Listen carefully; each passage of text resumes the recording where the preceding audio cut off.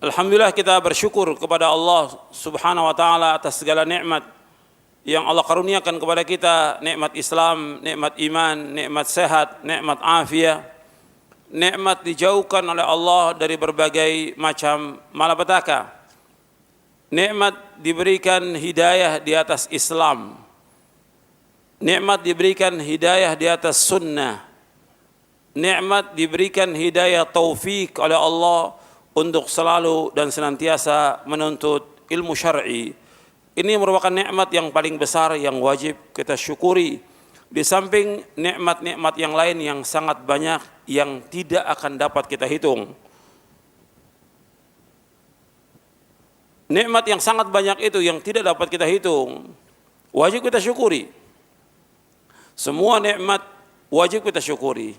Cuma sayang manusia itu Allah katakan sangat zalim. Sangat tidak berterima kasih kepada Allah. Wa in ta'uddu ni'matallahi la tuhsuha innal insana ladzalumun kafar. Allah berfirman dalam surah Ibrahim, seandainya kalian menghitung nikmat-nikmat Allah, kalian tidak dapat menghitung nikmat-nikmat itu. Sesungguhnya manusia sangat zalim dan manusia sangat kufur, tidak berterima kasih kepada Allah. Makanya kita harus berusaha bagaimana kita menjadi hamba Allah yang bersyukur. Nikmat yang paling besar tadi saya sebutkan nikmat Islam. Ini wajib kita syukuri. Kita diberikan hidayah di atas Islam. Karena dengan agama inilah kita mendapatkan kebahagiaan. Dengan agama ini kita juga bisa melaksanakan ibadah kepada Allah. Dengan agama ini manusia masuk surga. Allah mengendaki kebaikan dengan Islam. Makanya kita bersyukur diberikan hidayah di atas Islam. Maka disebutkan bahwa apabila Allah mengendaki, idza aradallahu biqaumin khairan, atau dalam riwayat yang lain disebutkan idza aradallahu bi ahli baitin khairan adkhala bihimul Islam. Apabila Allah mengendaki kebaikan kepada satu rumah, apakah minal Arab atau minal Ajam, dalam hadisnya itu, adkhala alimul Islam, maka Allah masukkan mereka ke dalam agama Islam. Hadis ini sahih diriwayatkan oleh Imam Ahmad dalam musnadnya dan juga Imam Hakim dalam kitabnya Al-Mustadrak, dan disahihkan oleh Syekh Al-Albani dalam silsilah ahadits as-sahihah di juz yang pertama. Jadi kalau Allah mengendaki kepada satu kaum, satu rumah, baik dari minal Arab atau minal Ajam, dari kalangan orang Arab atau orang Ajam, Allah masukkan mereka ke dalam Islam. Makanya kita nikmat diberikan hidayah di atas Islam, bersyukur. Kemudian kalau sudah kita masuk dalam agama Islam, ya kita harus belajar tentang Islam, wajib. Kemudian juga kita wajib mensyukuri semua nikmat yang Allah berikan kepada kita, hatta kita nggak punya apa-apa. Kalau ditakdirkan oleh Allah, kita nggak punya apa-apa. Pas-pasan, rezeki pasti dikasih sama Allah, pasti. Pas-pasan. Tapi kita qanaah dengan hidup itu. Hatta kita hari ini cuma punya beras aja, punya lauk sedikit, kita syukuri. Kita merasa cukup dengan apa yang ada, maka kita termasuk orang yang paling bahagia di muka bumi ini. Rasulullah SAW bersabda dalam hadis yang sahih yang diriwayatkan oleh Imam Muslim dalam sahihnya. Nabi bersabda, qad aflaha man aslama wa ruziqa kafafan wa qanna'ahu Allah bima ata. Sungguh berbahagia, sungguh sukses, sungguh beruntung. Siapa? Orang Islam. Orang Islam itu orang yang beruntung. Kemudian diberikan rezeki oleh Allah cukup. Bukan banyak, cukup. Meskipun sedikit cukup dia. Wa qanna'ahu Allah bima ata. Dan dia diberikan qanaah oleh Allah dengan apa yang Allah berikan. Maka dia orang yang paling bahagia di muka bumi ini. Jadi ikhwan fiddin, a'azakumullah, kita bersyukur diberikan hidayah di atas Islam. Kemudian kita wajib belajar tentang Islam. Kemudian kita harus merasa cukup dengan apa yang Allah berikan kepada kita dan qanaah. Ini merupakan nikmat yang paling besar yang wajib kita syukuri. Kemudian Kalau kita lihat lagi orang-orang yang tidak diberikan hidayah dari Islam, sengsara mereka hidupnya. Di dunia dia sengsara, di akhirat sengsara. Masuk neraka kekal abadi. Orang-orang yang kafir, yang mati dalam keadaan kafir, tempatnya di neraka. Dan Allah sebutkan dalam Al-Quran, innal ladzina kafaru wa matu wa hum kuffarun fala yuqbala min ahadihim mil'ul ardi dhahaba walau iftara bih. Allah menyebutkan bahwa orang-orang kafir yang mati dalam keadaan kafir, meskipun mereka menebus dengan sepenuh bumi emas, enggak diterima oleh Allah. Ulaika lahum adzabun alim wa ma lahum min nasirin. Bagi mereka adalah azab yang pedih dan mereka enggak punya penolong. Di dalam surah Ali Imran di ayat 91. Jadi orang-orang kafir yang mati dalam keadaan kafir, tempat tinggalnya dalam neraka selama-lamanya, kekal abadi. Maka kita bersyukur kepada Allah atas nikmat Islam ini. Syukur. Dan mereka ingin keluar dari api neraka, enggak bisa. Sehari di sana sama dengan 1000 tahun di muka bumi ini. Yang Allah sebutkan dalam surah Al-Maidah, yuriduna yakhruju minan nari wa ma hum bikharijina minha wa lahum adzabun muqim. Mereka ingin keluar dari api neraka, enggak bisa keluar dari api neraka. Dan mereka kekal dalam neraka selama-lamanya, wal iyadzu billah, nasallallahu wal afiyah. Ini syukuri nikmat Islam ini. Yang kedua, nikmat sunnah. Kita wajib mensyukuri nikmat sunnah. Allah memberikan kepada kita hidayah di atas sunnah. Kita wajib mempelajari sunnah Nabi SAW, memahaminya dan mengamalkannya. Dan mendakwakan kepada keluarga kita tentang sunnah Nabi SAW. Nikmat hidup di bawah naungan sunnah ini nikmat yang luar biasa. Antum merasakan kebahagiaan dengan nikmat sunnah ini. Antum merasakan ketenangan dan ketentraman dengan sunnah.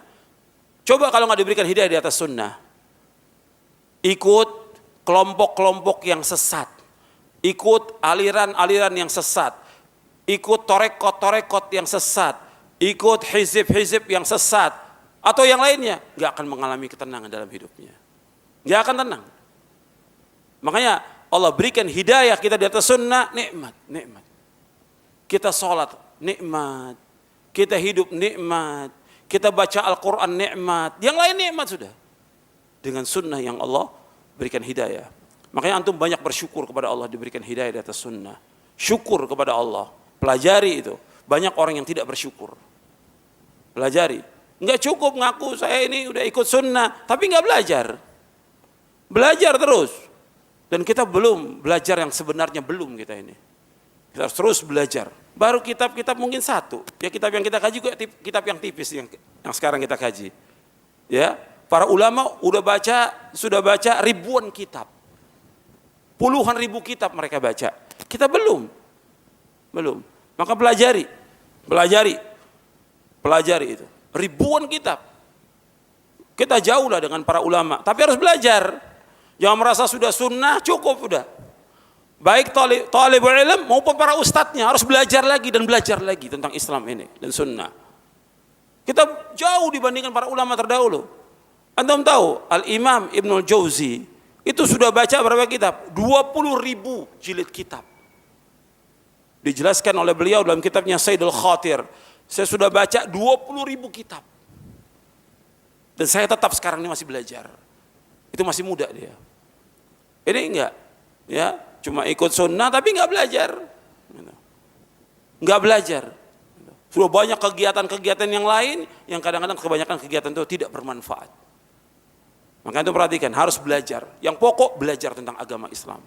Yang kedua mengamalkan agama Islam ini.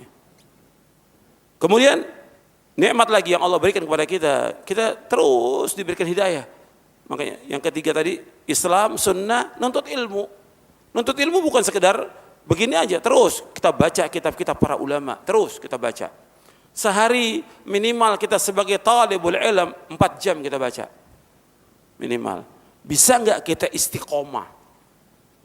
Kan kajian kita tentang istiqomah. Bisa enggak kita istiqomah baca itu? Ya, baik dia talibul ilm atau ustadznya. Bahwa ada juga ustadz yang sibuk dia ceramah nggak sempat baca, nggak tahu nanti apa yang disampaikan. Harus belajar, harus baca. Kita wajib talibul ilm, wajib. sampai kita diwafatkan oleh Allah. Makanya ditanya kepada Imam Ahmad bin Hanbal, Abdullah ibn Mubarak, sampai kapan nuntut ilmu? Sampai mati. Sampai wafat. Sampai mereka katakan ila an adkhulal qabra, sampai saya masuk ke liang kubur. Belajar. Itu ini banyak yang kita belum belajar. Belajar lagi tentang akidah, tentang ibadah, tentang akhlak, tentang muamalah, tentang bagaimana kita membaca Al-Qur'an, bahasa Arab, dan yang belajar kita, terus belajar. Harus terus kita, dan harus semangat kita dalam thalabul ilmu. Enggak boleh kita putus asa. Enggak boleh kita lemah. Kemudian ikhwan fillah, dalam mukadimah buku ini saya sebutkan, karena ini yang kita akan bahas, yaitu kitab Istiqamah, atau buku tentang istiqamah dari satu hadis Nabi SAW dan beberapa ayat Al-Quran. Saya bawakan perkataan Abul Aliyah. Beliau masuk Islam ini 10 tahun setelah wafatnya Rasulullah SAW. Kata beliau, saya telah membaca ayat-ayat muhkam sejak 10 tahun sepeninggal Rasulullah SAW. Allah telah menganugerahkan 2 nikmat kepadaku. Aku tidak tahu mana yang paling utama. Yang pertama, Allah menunjuki aku hidayah kepada agama Islam, dan yang kedua, Allah tidak menjadikan aku penganut faham Haruriyah, yaitu Khawarij. Ini athar ini sahih, diriwayatkan oleh Imam Abdul Razzaq dalam musannafnya, Al-Lalikai dalam syarah usul i'tiqad Ahlussunnah wal Jamaah, dan yang lainnya. Di sini disebutkan oleh Abul Aliyah yang wafat tahun 73 Hijriah, saya tidak tahu dari 2 nikmat yang mana yang paling besar. Yang pertama, Allah tunjuki aku di atas Islam. Yang kedua, Allah tunjuki aku di atas sunnah. Pertama Islam, ini nikmat. Yang kedua sunnah. Ada orang Islam yang tidak di atas sunnah. Saya mau tanya kepada antum, ada tidak? Banyak. Islam tapi tidak di atas sunnah. Mengikut aliran sesat, firqah yang sesat, kelompok yang sesat, pemahaman yang sesat, hizab yang sesat, harokah yang sesat. Enggak akan tenang, enggak akan bahagia, enggak akan tentram hidupnya. Tentram itu dengan apa? Dengan sunnah. Orang baru nikmat hidup itu dengan Islam dan sunnah, baru akan nikmat.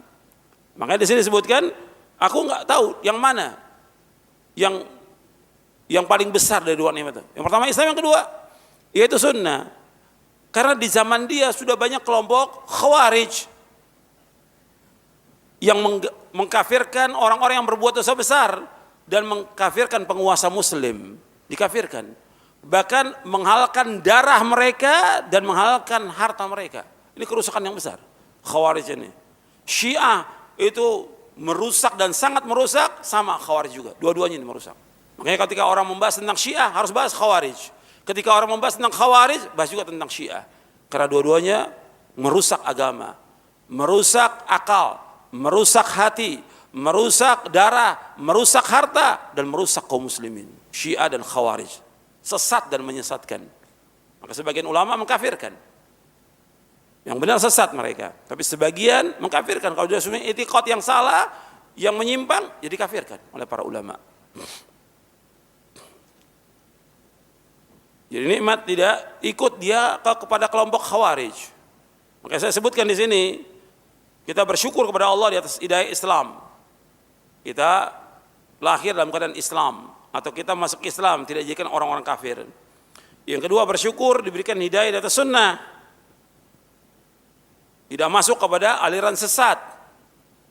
Yang ketiga, bahwa bid'ahnya firqah Khawarij, bid'ah dan fitnah yang besar, mempengaruhi hati, akal, dan menakutkan kaum muslimin. Sampai hari ini kita lihat fitnahnya Khawarij, namanya macam-macam mereka.